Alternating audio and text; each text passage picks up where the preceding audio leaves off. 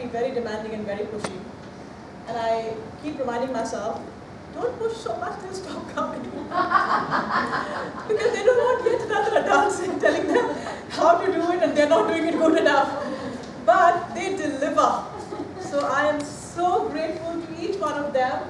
I have given them a lot of grief and they have delivered. And I love them for that.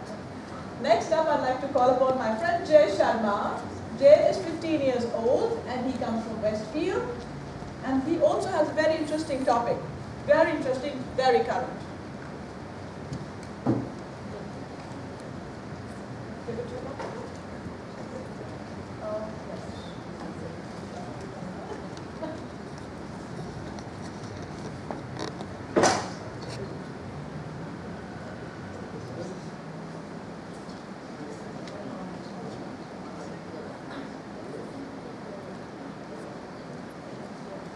Are we ready for Jay?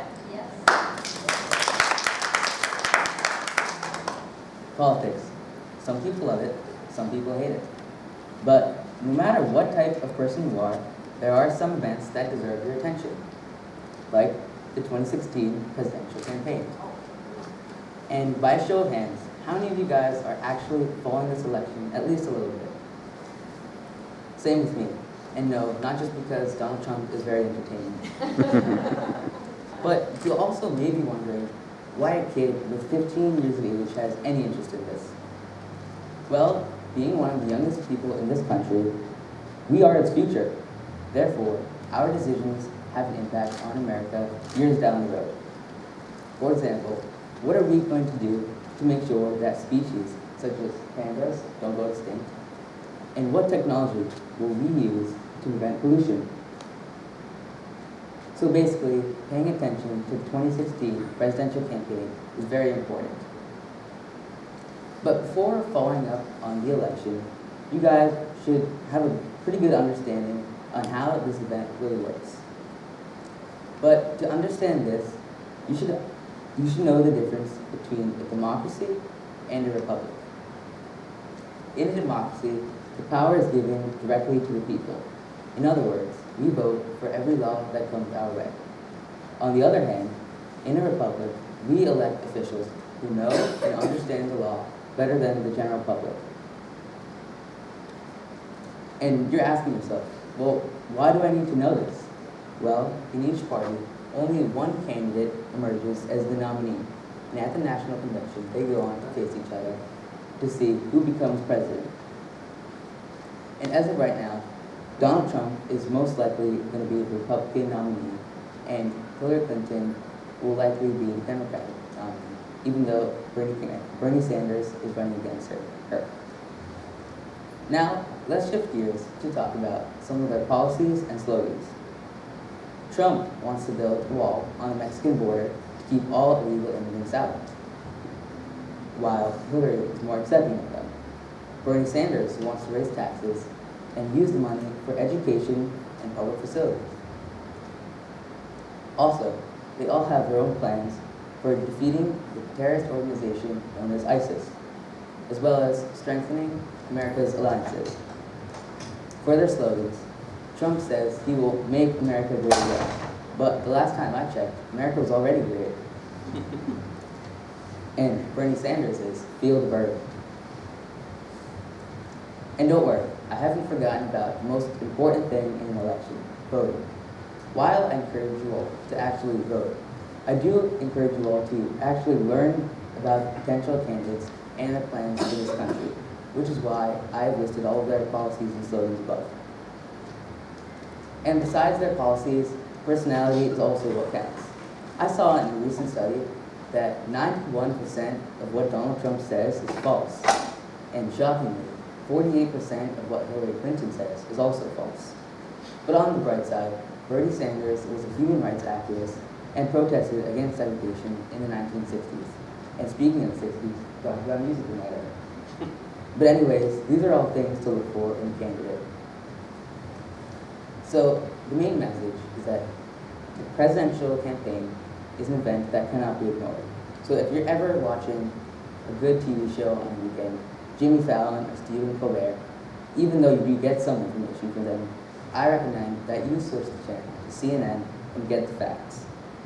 And now that you're all further enlightened on this topic, your selection process is probably easier now. Do go out and exercise your right to vote. Thank you.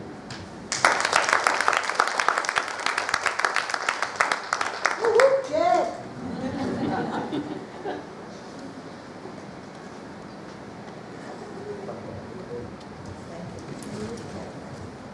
Pollution, pandas, politics, music. So far, so good.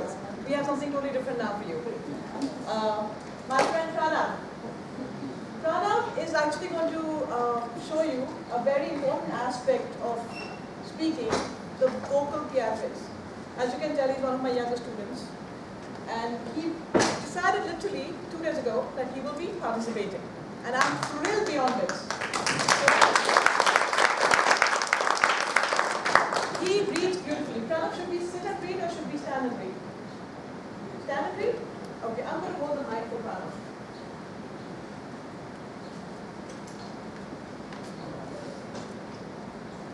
This is not catching my screen. All right.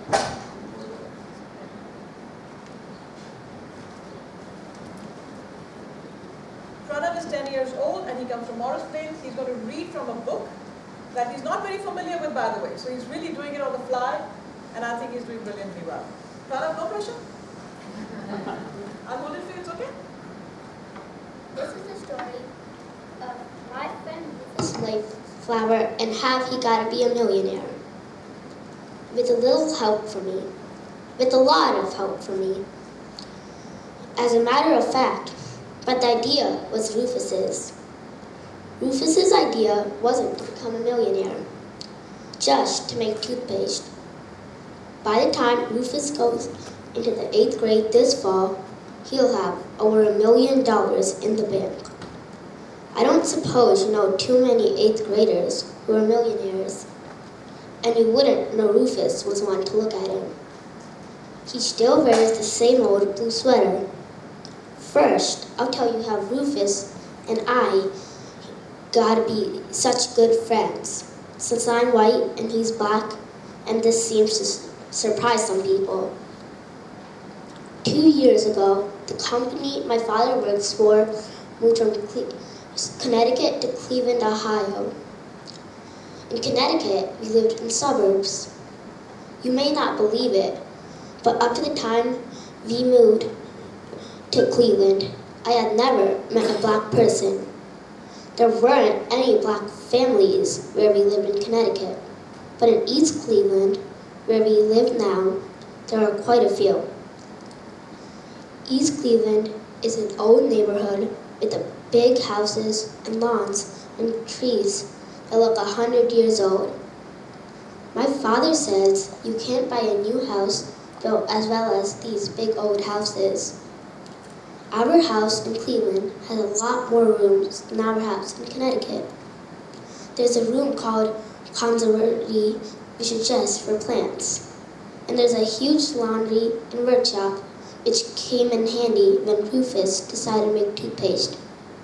I didn't meet Rufus until several weeks after school started. Sometimes it's hard making friends in a new neighborhood, and the kid on my block weren't too friendly at first.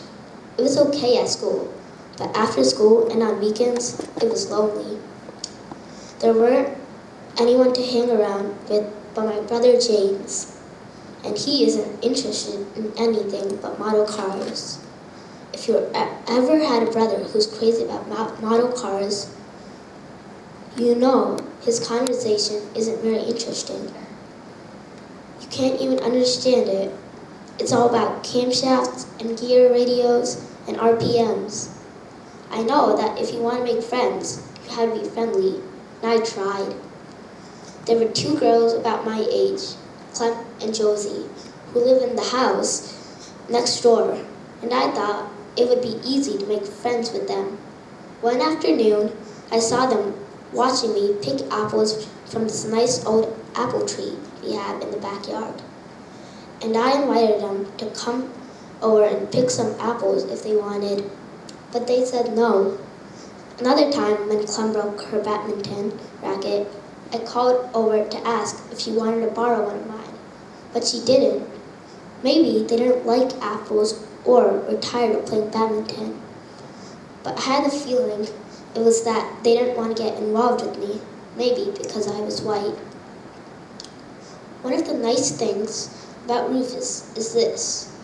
He doesn't seem to mind that I'm white and he's black. He doesn't even mind that I'm a girl. My brother James, though, can hardly stand it. That I'm a girl, this can be pretty annoying in a 9-year-old boy. With Rufus, I didn't even want to have to try to make friends. It was as if he always had been from the first day I met him. I was riding my bike to school, and the strap that I used to hold my books on the back of the bike broke. I heard my books go thunking all over the street. Well, I pulled up to the curb and was trying to figure out how to rescue the books. Papers from my notebook were blowing all over the place. Every time I ducked into the street to grab a paper, cars started honking their horns. It was the rush hour and nobody wanted to stop. Suddenly, this kid on a bike pulls up behind me. He jumps off his bike and runs into the middle of the street and puts up his hand like a traffic cop. "Take your time," he says to me. Then when he gets the traffic under control, he helps me pick up all my stuff. Some kids who lived on my street were standing on the sidewalk laughing at the two of us crawling under cars. One of them yelled, "Hey, Rufus, you'll be late for school." Rufus didn't pay attention, except to explain to me, "That's my name, Rufus." Rufus tried to fix my broken book strap, but when he tied it together, it wasn't long enough to go around the books. "Never mind," he said. "I'll put them in my saddlebag." Rufus had these beautiful nylon saddlebags that fit over the carrier of his bike. "Those are neat," I said. "Where'd you get them?" "Made 'em," Rufus said. He stuffed my books into the top of the saddlebags. "Can't spill out there," he said. "Come on, you'll see who's late for school." He waved at the kids on the sidewalk as we zoomed past them on our bikes. When I pulled up beside him at the red light, Rufus said, "I'll make you some if you get the material." "Some what?" I said. "Saddlebags," Rufus said. "You can get waterproof nylon in red, orange, blue, or black at Vince's Army and Navy." At the next traffic light, he said, "You don't need to buy leather for the straps. I've got some left over for making my saddlebags. All you need is the nylon." Thank you. I always tell them that when we write something, the punctuation is there for a reason. A comma means pause, period means stop. And for him to observe, and being a narrator is one of the most important aspects of being a good speaker. If you know what you're saying and how you're supposed to say it, if you don't say it how it's supposed to be said, the meaning can change completely. So for him to be able to narrate like this was actually such a nice feeling for me. And I actually pushed his mother. I called her, I said, "Listen, your son can read beautifully. Why is he not participating?" And she said, "Are you sure? He's nervous, he's ready. For me, he's ready." And he was, right?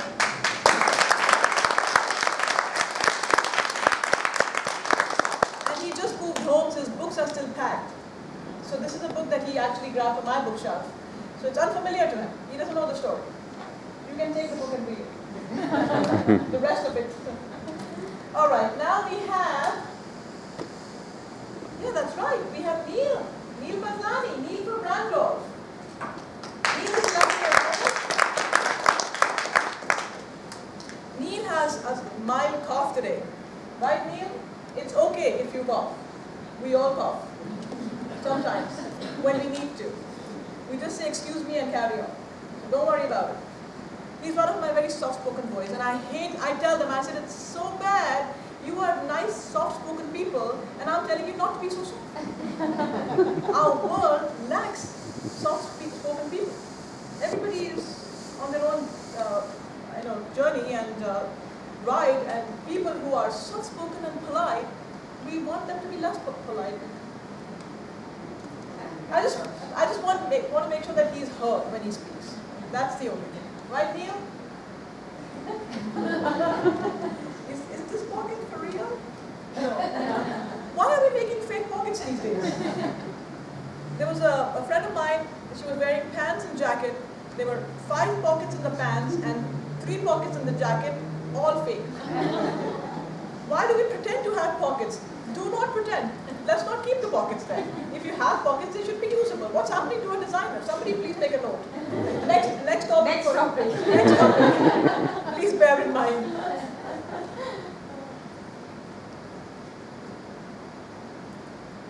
But how well dressed up.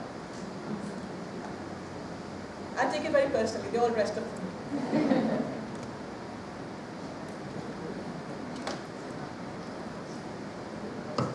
Hello everyone. You want to hold this up? Shoot. Okay, we'll put it on the stand. Yeah.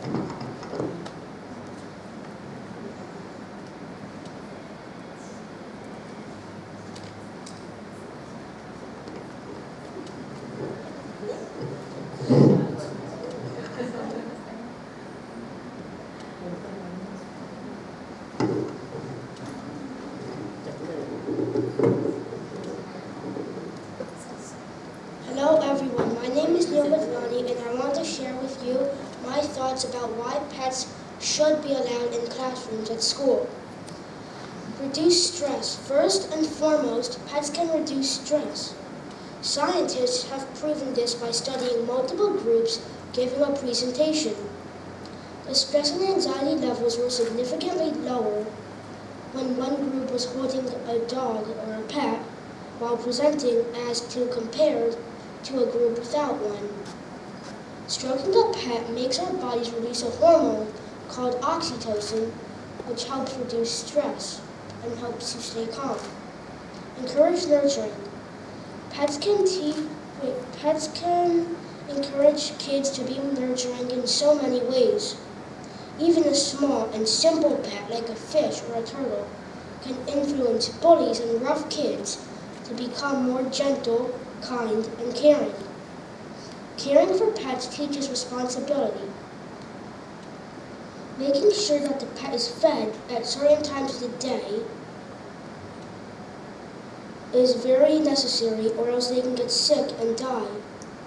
Providing such basic care from a young age will make the kids responsible and nurturing. Improve research skills.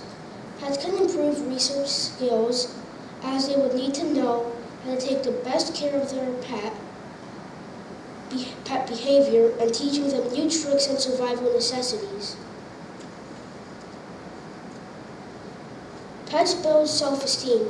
Helping to take care of a pet gives a child a sense of pride and accomplishment, especially if the pet is able to return the affection. Shari Young Kutchenbecker, PhD, research psychologist at Marymount University in Los Angeles, says the child who cares for a pet knows what he does matters, and so he'll want to do more of it. The more successfully he feeds, walks, or emotionally bonds with the pet, the more confident he'll feel. In fact, studies conducted by the Waltham Century have shown that children with pets have higher levels of self-esteem than those without. Pets become friends. Lots of animals, such as cats, dogs, and guinea pigs, love human contact and can become a child's best friend. Kids can even develop strong human-animal bonds with non-responsive animals, such as fish or turtles. These relationships help strengthen a child's social skills, giving them the potential to do better in a school setting. Welfare. The study also shows that kids turn to their pets for emotional well-being, with 40% of the children choosing pet companionship when feeling down. Kids were also found to seek out their pets when feeling tired, upset, scared, or even lonely. And 53% of respondents said they enjoy doing homework with pets nearby. Being around pets and animals is extremely good for children, says Dr. Harvey Markovich, pediatrician and editor of the Archives of Disease in Childhood. They're good for morale and teach children about relationships and needs of another living being. Learning to care for a pet helps them learn how to care for other people. Studies show caring for pets aids in improving school attendance and teaching children about responsibility. In conclusion, pets are very beneficial. They teach us responsibility, help us reduce stress, encourage nurturing, improve our self-esteem, and become our best friends. I strongly suggest pets should be allowed in classrooms, and I hope you feel the same way too. Kids and pets, a winning combination. Thank you.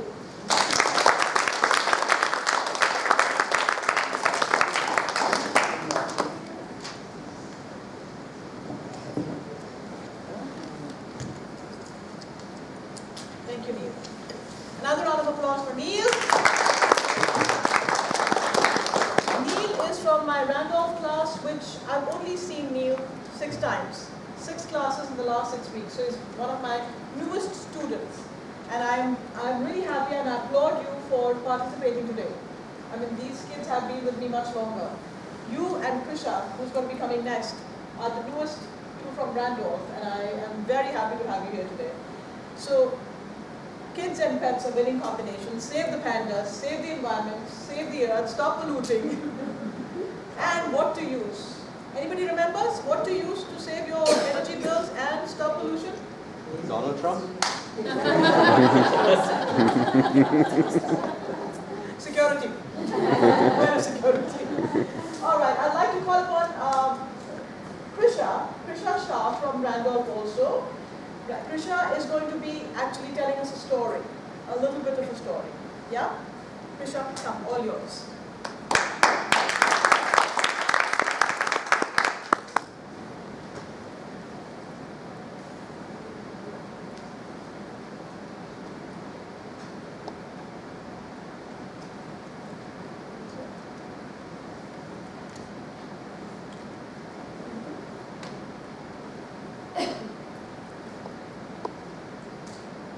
Hello everybody, my name is Krisha Shah and today I will be talking about one of my favorite books called Harry Potter and the Sorcerer's Stone.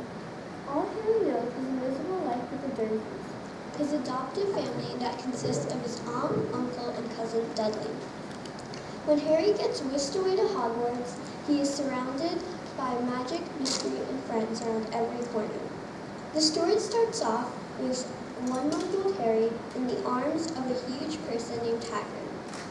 He is with Professor Dumbledore, the headmaster of Hogwarts, and Professor McGonagall, who teaches at Hogwarts. Hogwarts is the school of witchcraft and wizardry. They gently lay Harry down on the doorstep of the Dursleys, along with a note explaining why he is there. Next, the story takes off with 10-year-old Harry on his cousin's birthday. Dudley, his cousin, is unhappy with the amount of gifts that he has received, and his parents then give him another gift, which is a trip to the zoo with his friend Piers. When they arrive at the zoo, Harry is attracted to the reptile cage. There he sees a boa constrictor and starts talking to it out of boredom. To his great surprise, the snake talks back. They talk about what it's like to be held in captivity their whole life. All of a sudden, the glass from the cage shatters. The snake slithers out, causing mass panic. Harry thinks that he has nothing to do with this. A few days go by, and one morning, when Harry is bringing in the mail, he sees one letter addressed to the cupboard under the stairs, where Harry sleeps. His aunt and uncle are shocked that he has mail, because he never has mail. When his aunt and uncle see that he has mail, they snatch it away from him.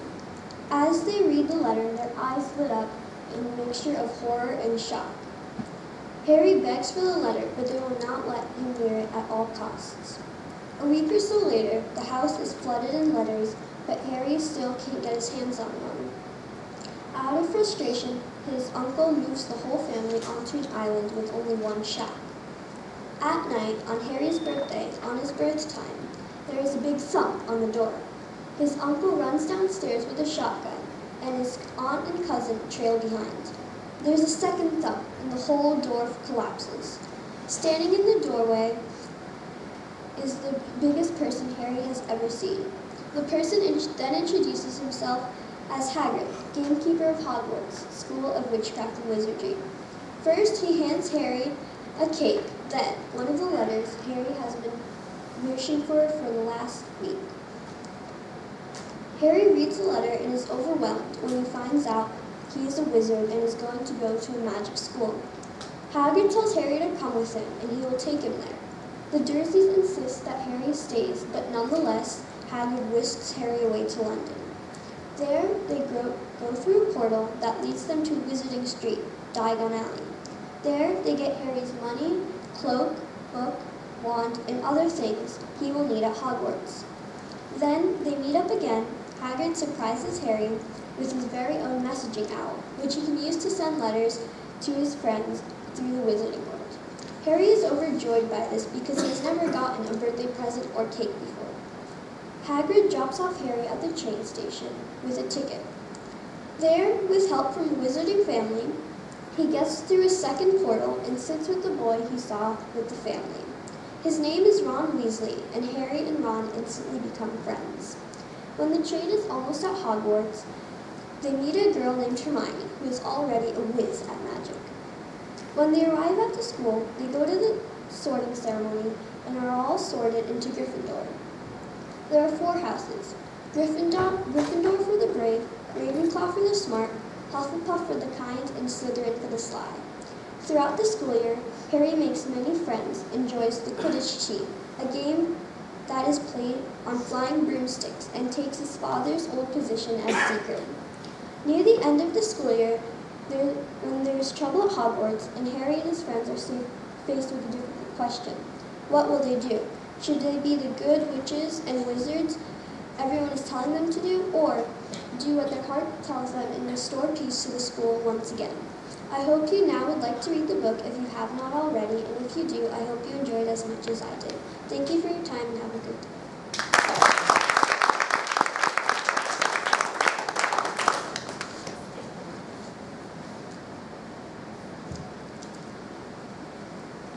Thank you, Krisha. That was beautiful. I can see that. But she was so involved in the story. She picked it out herself, and the first, I think it was the 3rd class, when she already started speaking about it with so much passion. I said, all right, she's ready to go. So it's just that, again, another very soft-spoken child. But I will make her nasty. I will make her bitchy. We have to be able to talk over people sometimes, right? Yes, not at home. Well, I will do what I do and I'll send her home. Then you deal with it. That's like being a grandparent, right? You play with them, you spoil them, and then they're all gone. So that's the best, the happiest medium. All right. Last but not the least, the cutest, the youngest, Arish Singhvi. Arish did a couple of sessions with me. Arish!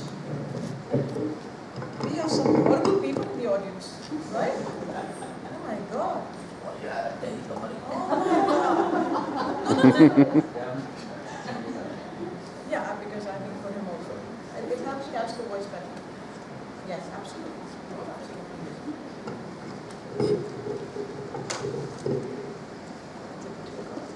You want to put in your hands in it?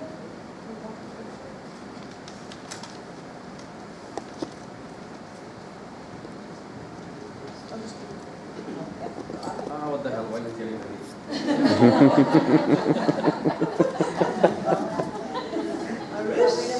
Styrofoam back there? People are around this country. Okay, so language? Nice. When I look around myself, I see litter, litter, and litter. including plastic bottles, plastic bags, and other stuff. I asked myself, where did it come from?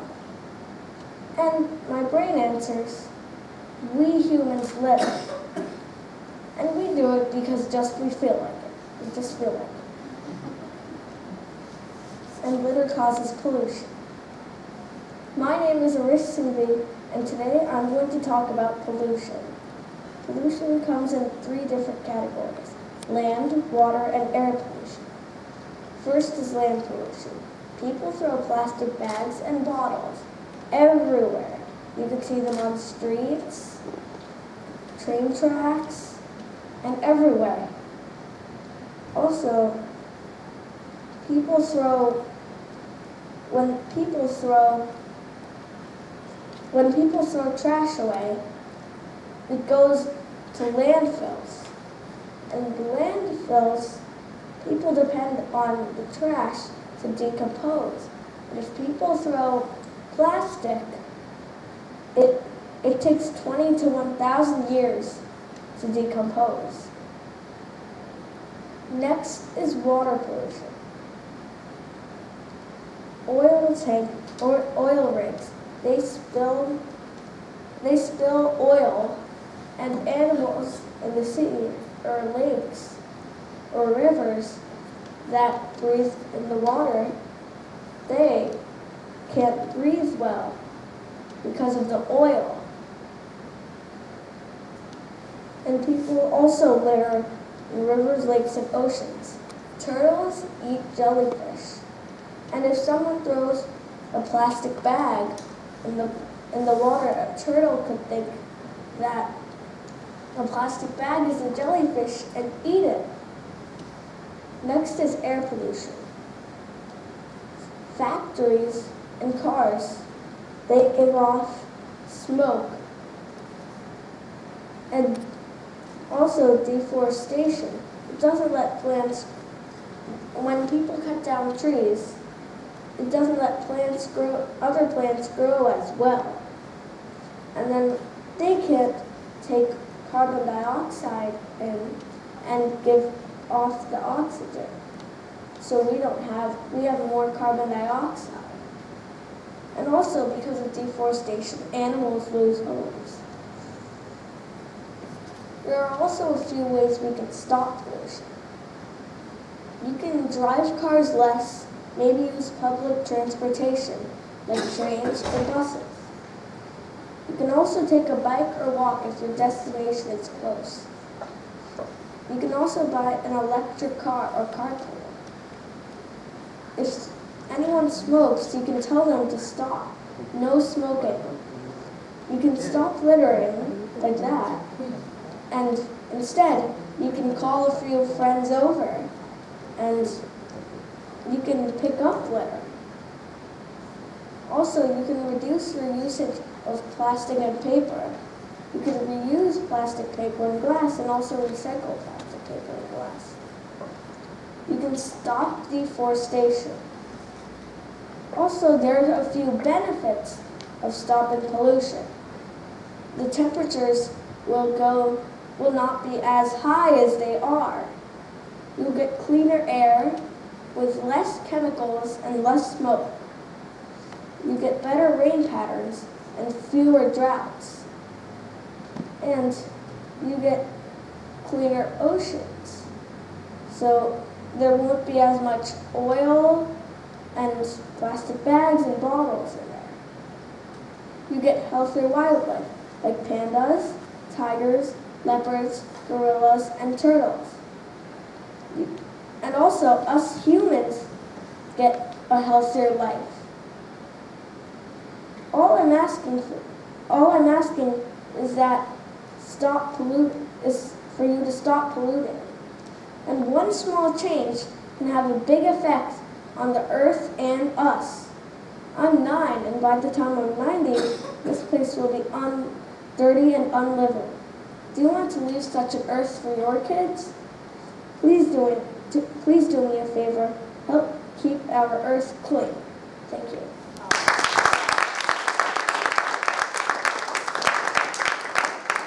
On that note, whoever will have to pick it up.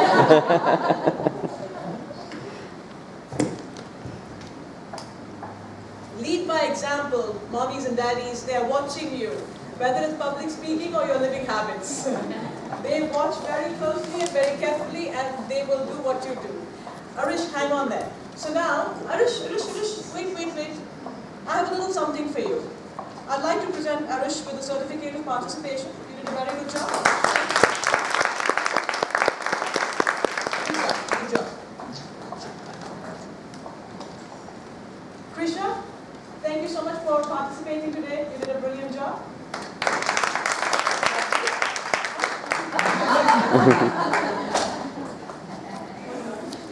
Till they start saying so weird. They still have a cute age where I can get away with this. Prana, thank you so much for participating. I'm so proud. Thank you. Okay. Do I haven't I done enough already? Now, he must be thinking she's pushing her luck now. Neil, despite your cough, I really appreciate it. Thank you so much for participating. Thank you. Jaya, thanks for bringing us to the era of the 60s. Thank you so much. Thank you. Can I get a hug? Jay, yes, we will closely follow the political scene now. And yes, that was already great. Tanvi, thank you so much. We will be mindful and save the time. Karan, we're all going to go to that Flossom home of yours. And thank you for breaking the last on the right. And thank you for saving your face. Milan, thank you so much for telling us what we can do to save our energy bills. Thank you so much for participating. Rohan, thank you so much. You look very sharp. I wish I had a special award for the best dressed. And so I see him as the next news anchor going on to the political scenario. Right? So sharp. Thank you all very much for coming today. There are some snacks at the back. Please indulge. There's a little goodie bag that looks very decorative, but however, it's to take away. So please just don't leave it behind. Each one grab a bag or more and take it home with you. What you're doing for your children is fantastic. You have no idea what a beautiful gift you are giving your children by exposing them to this world of confidence building, better communication, and being better speakers. It's not just about speaking. I tell them it's not about speaking. It's about the overall personality development that they are going through. And they are coming along beautifully. They're very willing students. And they are putting in their best efforts. So I'm pushing them enough in classes. You can watch, but don't push. Let me know. I'll take care of it at my end. But thank you very much. I applaud you for that.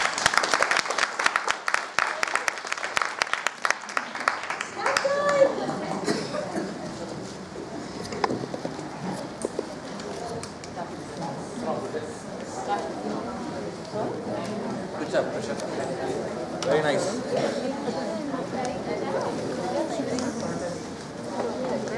Good job. You're super. Let's show this like this. Right? Different.